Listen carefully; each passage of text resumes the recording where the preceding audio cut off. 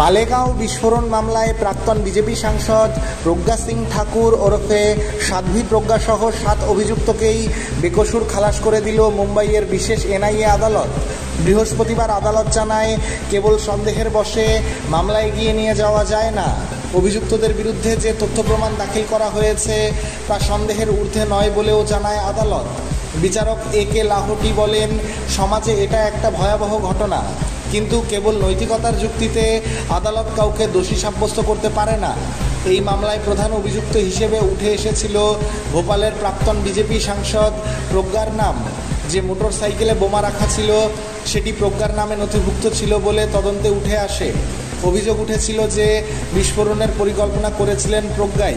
নির্দিষ্ট একটি ধর্মের মানুষকে নিশানা করা হয়েছিল বলেও অভিযোগ ওঠে।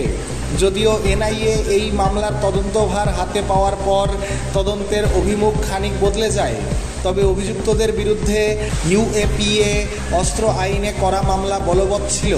বৃহস্পতিবার বিশেষ আদালত জানায়, এই মামলায় ইউএপিএ প্রযুক্ত হয় না। ব্যুরো রিপোর্ট, রাষ্ট্রীয় প্রসার বাংলা।